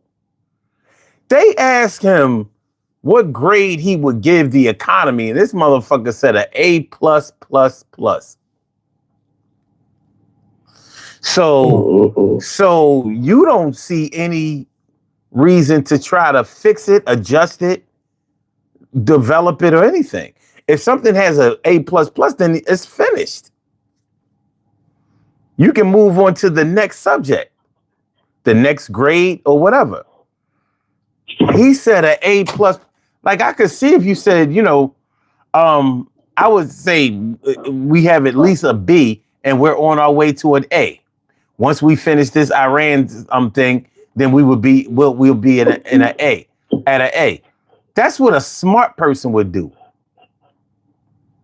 But because he can't get past his own ego, he answers every question like that. Like, I've never met a person who never admitted not being the greatest at anything. Like, never admit to failure on any level.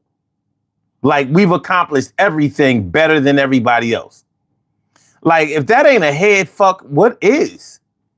And I just think it's amazing that you could follow somebody like that and be okay with it. Like, that'd be like, but when it's convenient for him, he'll admit that something is wrong. Like with the January 6ers, man, they were treated so bad, and there was so much injustice, and for so long they've been suffering. And I'm like, so long?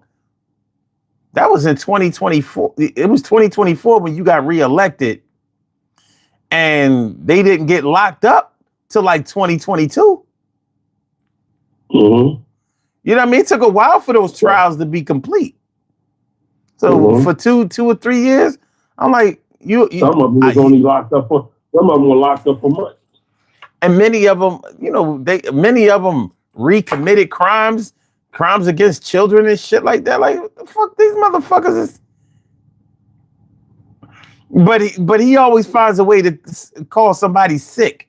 These are sick individuals. These people, they're crazy. I'm like, You don't take me out.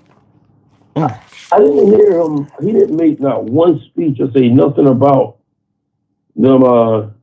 The racist people that was marching in D.C. catching a train with the black girl on there by herself while all these racist people was on that damn train. I'm pretty sure you've seen the picture of it, and they walking around with the khakis, the blue shirts, the mask over their face and the hat on. And it takes me out is that, why cover your face? Don't cover your face. That's a bitch move. You can uncover your face and be racist now. Don't cover your face. Show your face. You cover your face because you want to protect your job. You want to protect your way of living. That's why they covered their face back in the day. No, be man enough to take that shit off your face and show who you are. No, they covered their face. There was no threat of them losing jobs before. They covered their face because it would have been harder for them to escape prosecution because they were literally committing crimes. Now they live in a society where they could lose their standing in the community, and there's money on the line. You know what I'm saying? Mm-hmm. So, in the chat, it takes me out because while you looking in the chat, it takes me out because they keep talking about Charlie Kirk. Wouldn't it be funny if the CIA had something to do with Charlie Kirk's murder? It doesn't matter. Charlie Kirk wanted he wanted to die by bullets, like by gunfire. He respected that. Like, he got what he wanted. I mean, why should we? You know how we say, a person died, doing what they love. Hey, he died doing what he loved, and he called for it. He said we should have a couple of gun deaths per year to justify the Second Amendment, right to bear arms. He said it. Yo, hold on, Mr. Bori. Thanks for the super sticker. I appreciate you. All day. Thank you so much for that. But yeah, I mean, listen, he died. He died the way he thought that people should die. So he said that we needed a few gun deaths. He was one of them. Congratulations. All right. You go. Mm-hmm. You go, Chucky. All right. You know what I mean? See you in Valhalla. That's what Gash Patel said. See you in Valhalla. See you in Valhalla. But when I was talking about the chat, Travis said January 6th doesn't even compare to the Afghanistan withdrawal. January 6th. Hold on. The problem with January 6th is that it happened here. I expect problems overseas in war against an enemy. I don't expect for Americans to be looking for politicians to hurt, kill, or do whatever they were going to do to them on American soil over sour grapes of losing an election. And he lost the fucking election. He lost. He's lost other things too. Get the fuck over it. Hey, get over it. So to say that if you weren't bothered by January 6th, then you had to be there. Because watching that shit on TV or whatever, that shit was terrifying. Like, you gotta be fucking kidding me. This is what you would overthrow the government for? That shit gave me post-traumatic stress. Not because of the situation in general, but while I was looking at it, I just pictured, when I blinked my eyes, I pictured black people doing the same thing, and how many dead would have been out there. Hold on. Michelle says, yeah, he wanted to die. Hold on. He wanted to die and leave his children who will now not remember his face. If they do, is, you know, a lot of people who have gotten murdered had children. Renee Good, she had children too. Yeah. And I don't consider Charlie Kirk's life to be any greater than hers. Respectfully, fuck his children and his wife. And fuck him. And that's how I feel. He didn't give a fuck about nobody else. He was just getting money. Turning Point to TP USA, they just getting money. And now his dirty ass whore of a wife, and she getting money too.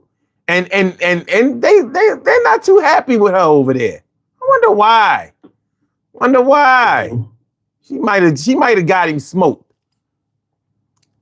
Yeah, I pulled punches too long. Get the fuck out of here. So I don't know nobody. I don't, who has been murdered has not had children. You know, ICE just murdered this Mexican dude with his kids in the car in pajamas. Legal residents. They still killing motherfuckers. Oh, no. They just killed, shot. I don't know if they killed the person, but they just shot somebody in Maine today. Today. I think we might be talking about the same thing. No, the one that you're talking about, that might be Maine today, because that's the main one today. The other one was in San Antonio. I think it was in Texas. Okay. His kids were in the car. That's the one. In pajamas. Yeah. What do you think their memory of their dad is going to be? Everybody got kids. I mean, shoot. If they want to see, they might not remember the image of their father. They got mad video. I hope they proud of their dad and the shit that he said. Hopefully they never befriend anybody outside of white Christian people. Because if they do, they'll be ashamed at how their father talked and how he lived. Yeah, motherfucker running around the college campuses debating 18 to 22 year olds, and he 33 years old. What is he, 31, 33, whatever. You know what I'm saying? And making sure that they get cut off when they bring their points. Because they're just not ready to debate with him on his level or whatever, especially the way he had it set up. Trying to debate with Charlie Kirk on his turf or on his terms is like trying to beat a 3-card Molly guy. He said, congratulations. I have found the most, matter of fact, you read it. Monthly or something like that. I don't know. What she said, you are completely misunderstanding the situation. You are a hypocritical person. Sorry to break it to you. Well, you know, a lot of things are hypocritical. But here's what I'm not hypocritical about. When I say I don't like somebody, I really don't the fuck like them. And I didn't like Charlie Kirk. I didn't like Lindsey Graham. I don't like Trump. I don't like there's a whole lot of motherfuckers. They got a whole list of them. And I bet you I won't be switching sides. And when they go, I won't be boo-hooing. And when I go, they won't be boo-hooing. I don't expect my enemies to show me grace in my time of turmoil. You're supposed to laugh and point and all that. That's why you're an enemy in the first place. So once again, he said, congratulations. Said, congratulations. I have found the most ignorant black person on the internet today. oh, you got to keep looking. You know what I mean? You want a few websites? You know what I'm saying? Like, come on, man. We can do better than this. I mean, whether you on TikTok, Instagram, X, it's a lot more people. You just don't like the truth. You said you are so one-sided, you don't know which way is up. No, up is that way. I know. Look. I'm getting better. Up is that way. And I don't mind being one-sided. Let me tell you something. I have one football team, one basketball team, one hockey team, one baseball team. I do not cheer for other teams. I don't cheer for them. I don't give a fuck whether they are in the championship or not. I do not cheer for them. I'm not, I'm glad. No, I don't do that. I've always taken sides. Here's the thing though. I am empathetic and sympathetic to real life struggle. So when I see hurt and pain and struggle and heartache, that really gets to me. And the other thing that gets to me is the people who administer it. And boy, do I just want to grab them and squeeze their necks tighter and tighter. You know what I mean?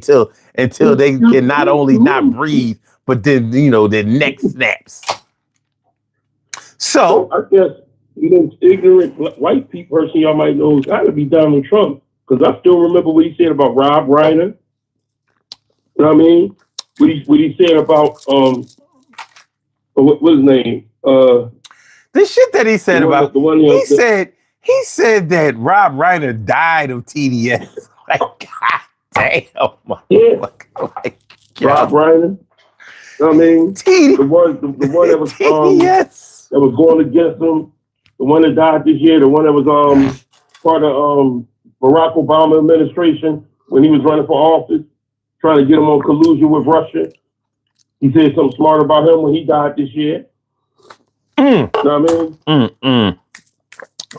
He said, the boy who the special, he did the special, not the special prosecutor. He was he did the special report, the Russian collusion shit. Bob Mueller. Rob Mueller,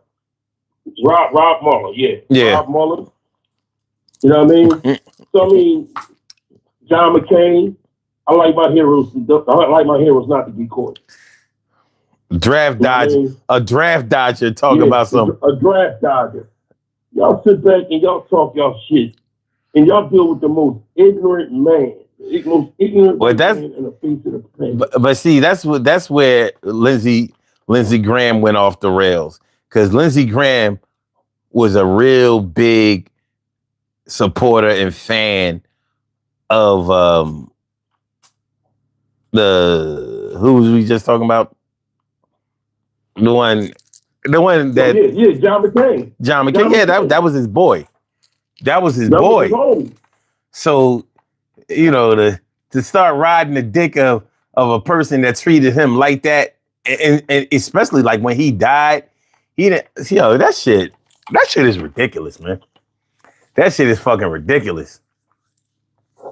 So that man, 5 years as a POW.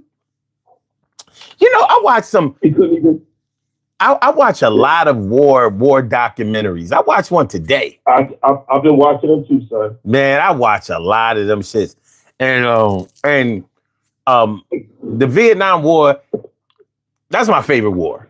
I mean, if that's a thing to have a favorite, but it is my favorite war because it was so polarizing in the United States, and we didn't win it. And it has so many parallels to this whole Iran situation, potentially, definitely the Afghanistan situation. But when you listen to what these soldiers went through in Vietnam, fighting against all odds, and losing losing their brothers in arms and all of that. And the documentaries that I be watching are always from the standpoint of Marines, because, you know, they was always front lines. They was in them jungles. And one of the documentaries that I watched today, and they were talking about how it was the Battle of Hue. Hue is spelled Hue. And they hadn't been trained in urban combat, in urban warfare. So, you know, it's different when you are in the jungles fighting against the enemy, because you can barely see each other. But in urban warfare, like, you can see the enemy and they can see you. So it's a whole different method that you have to employ in order to win. And for those, and they was outnumbered like 150 to 10,000. And they just kept pushing and pushing and pushing. I wouldn't say that they won that battle, but they battled that battle. And so I'm looking like, with fighting in situations where the odds are stacked against you like that, and motherfuckers was faking like they wasn't injured, even though they had like broken bones and they was shot up or whatever, but they didn't want to leave. They didn't want to leave their brothers out there.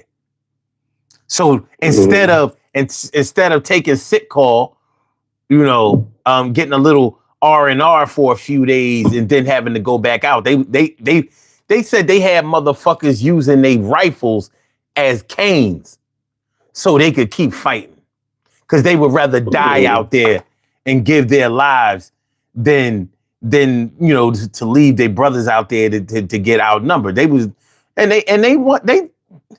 did good in the battle. They took over like 25% of the city.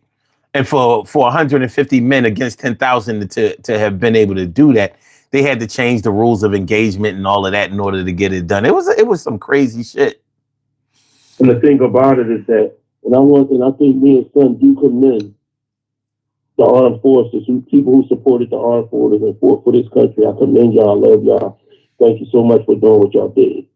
You know, but then we talk about Bone Spur Trump and how his money allowed him not to go to war, but yet you can sit back and say, "Oh, my heroes don't get caught." How dare you? How dare you? And then to talk about Gold Star families. You know, it takes me out, because you when you don't know, and this is what I mean by about sit back and being there for people when tragedy, when you don't know how to show empathy or sympathy, that's a problem. That's a problem.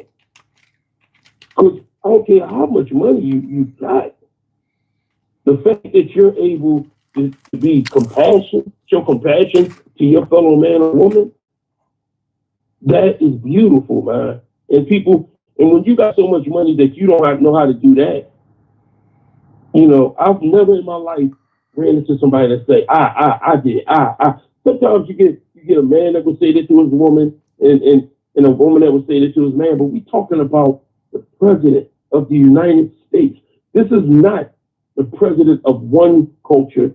See, the thing about with the Republican Party and the Democrat Party, people look at the Republican Party and all these parties as being basketball teams. Oh, well, my team won. No, it's not a team thing. It's not.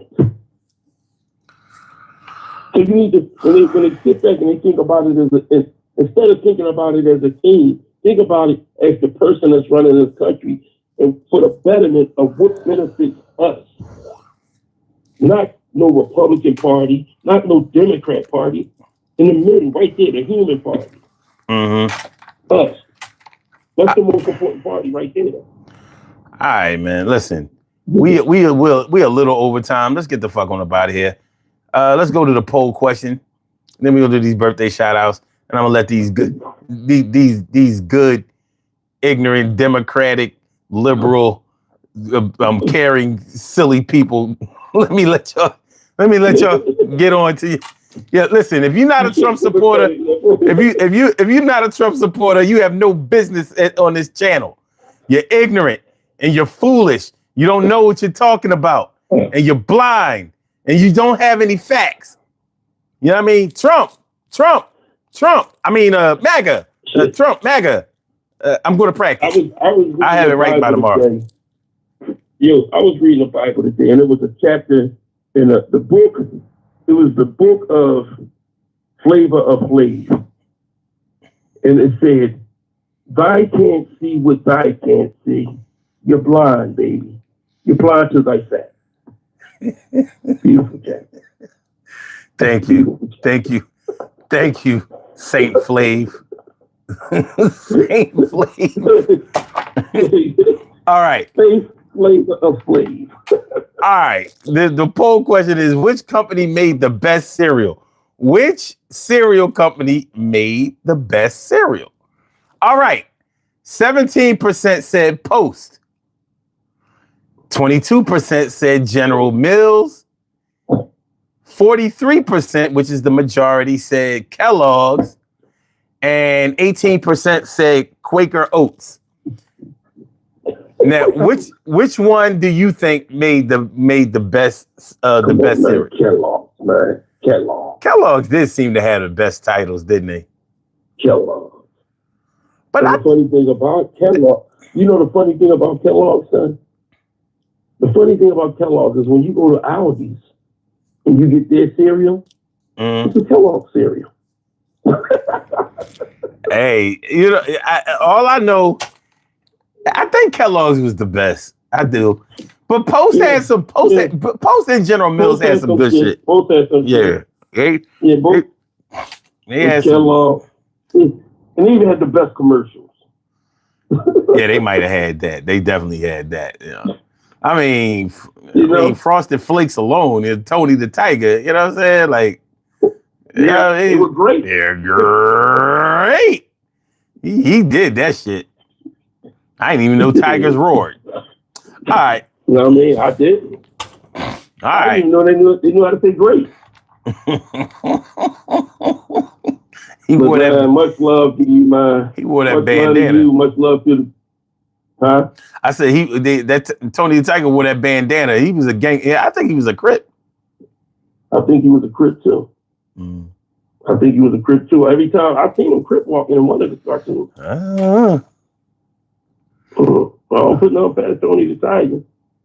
I know one thing, he ain't like MAGA.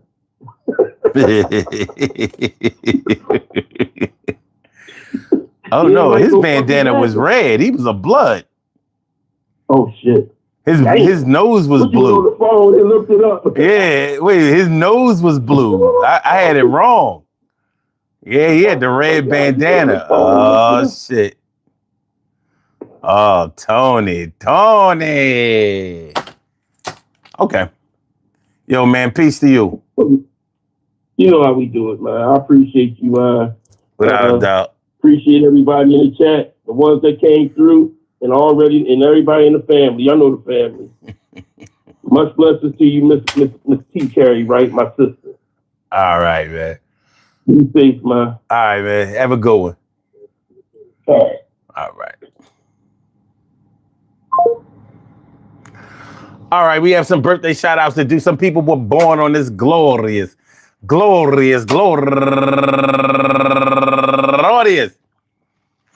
July 13th, and they deserve to be acknowledged. So let's go about our business of acknowledging them and making them feel special because they are special, because they are special, because they are SPECIAL. We get the RESPECT. They are SPECIAL. We get the RESPECT. They are SPECIAL. We get the RESPECT. They get number one out the box, Charles Moffitt. He's raising money for the Puppy Mill Rescue Team, and also Tina Lovely, Sade Gamble, Juanita DeBose, Clyde McIntyre, my cuz, and last but not least, my girl Pam Williams. I want to say happy birthday to all of y'all, and I hope that today finds you all a good health, happiness, mind, body, soul, and spirit. And that goes out to each and every person out there born on this glorious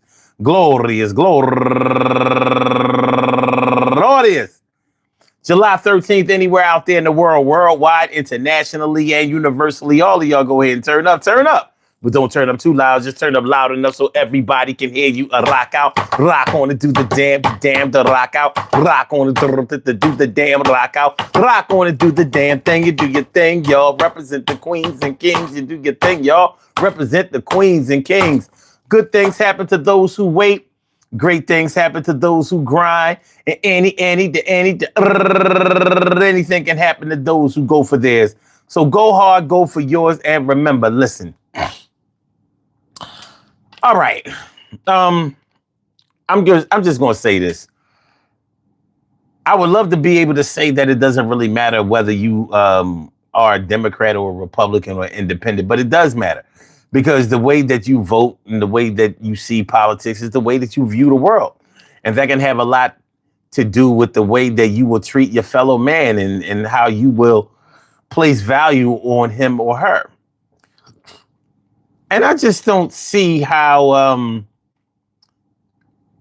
you can witness how somebody can hold someone else in such low esteem and regard, or whole classes of people, and be okay with that while simultaneously picking your pocket.